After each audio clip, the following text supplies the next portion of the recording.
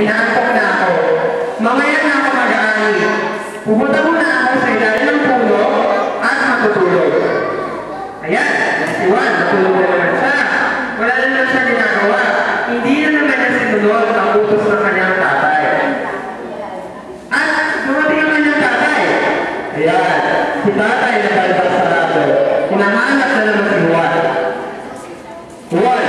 Juan! Nasaan ka, Juan? Si Juan! Natutulog ka na naman!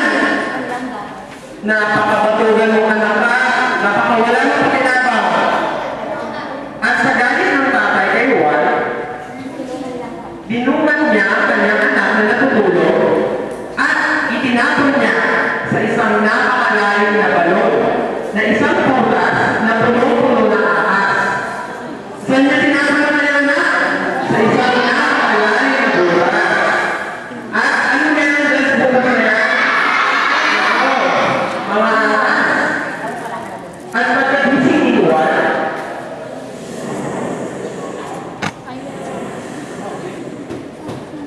agad na nagising si Juan sa kanyang narinig.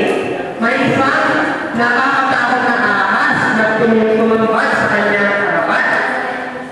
Sabi ng ahas sa kanya, "Hello, Juan?" Sabi ni Juan, "Anak, sino po kayo? Lumayo po kayo sa akin. Mabait po akong bata, mabait po akong bata." Tamad nga lang. Sabi ng ahas sa kanya, "Juan, bakit ka natatakot sa akin? Hindi mo ba alam na ako ang hari ng mga ahas?" Sabi ng ahas kay Juan. At si Juan naman, natulala sa kanyang nakita dahil nakakita siya ng isang nagsasalitang ahas. "Ano po kailangan ninyo?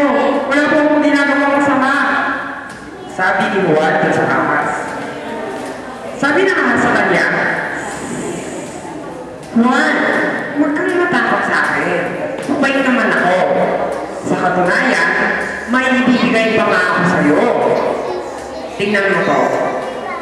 At binukat at bunganga ng ahas ang kanyang bibig at may isang gintong singsing. Isang gintong singsing na nakita sa kanyang bibig. "Wow! Ang ganda naman ng singsing na yan!" Sabi ng ahas sa kanya, "Oo, sa'yo na itong singsing na to." Agad-agad na kinuha ni Juan ang singsing mula sa bibig na ahas at sinuot ito sa kanyang daliri. Sabi ng ahas sa kanya, "Juan, baka ingatan mo ang singsing na ito, ha? Ito ang magbibigay sa lahat ng gusto mo. Ibulong mo lang lahat ng gusto mo dito sa singsing na ito at tiyak matutupad lahat ng gusto mo." So yun, sinuot ni Juan ang singsing na binigay sa kanya ng ahas at lahat nga ng gusto niya cellphone, gusto niya makapunta sa ibang bansa, gusto niya ng mga laruan, natupad. Dahil ibulong lang niya sa singsing at matutupad yun. Makukuha niya lahat ng gusto niya. At si Juan ay naglakbay sa iba't ibang lugar, nakuha niya lahat ng laruan, lahat ng pagpapakasaya dahil sa singsing na yon. Sabi ni Juan sa ahas, "Maraming salamat po." At siya ay naglakbay sa malayong lugar. Dahil sa tuwang naramdaman ni Juan, siya ay naglakbay sa iba't ibang lugar at kailanman ay hindi siya nag-alala sa kanyang kakainin o sa kanyang inumin. Isang araw, napadpad siya sa isang lugar kung saan maraming tao. Sabi ng isang tao, "Uy, nabalitaan mo ba na may isang napakagandang prinsesa na nakatira sa palasyong iyan?" Sabi ng ikalawang tao, "Oo nga eh, at balita ko nga, may ang hari na kanyang ama. Ibibigay ang kamay ng prinsesa sa kung sino man ang makakatupad ng 3 kondisyon." So sabi, kung ikaw ay isang binata at pupunta sa hari, maaari mong pakasalan ng kanyang anak na isang napakagandang prinsesa kondisyon. E di yan, etong si Juan, dali-daling pumunta sa palasyo. Sabi niya sa hari, totoo po ba na kung matupad ko po ang tatlong pagsubok na ibibigay po ninyo, ay mapapangasawa ko po ang inyong anak na isang napakagandang prinsesa?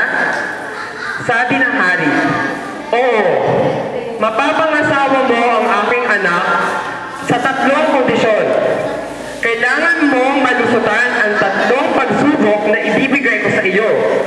Ngunit tila hindi mo itatatay may tutupad. Tingnan mo, ang payat mo kaya. Isang ihip lang ato ng hangin ay tiyak, liliparin ka na. Sabi ni Juan, ay, hari, hindi naman po.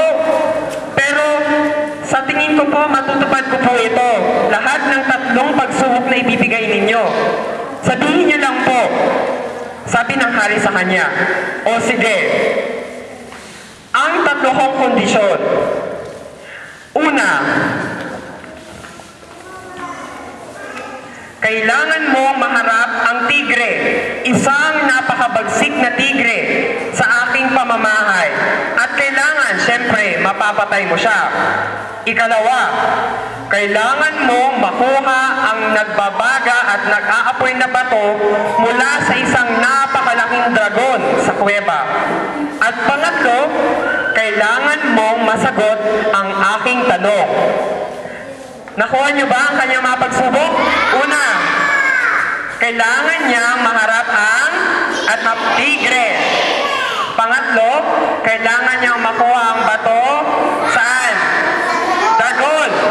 At pangatlo, kailangan niyang masagot ang tanong ng hari.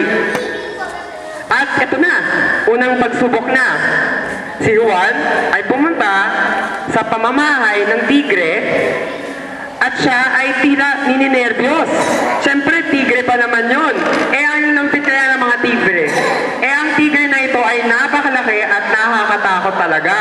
Parang pagkakita mo pa lang, tila gusto ka nang kainin.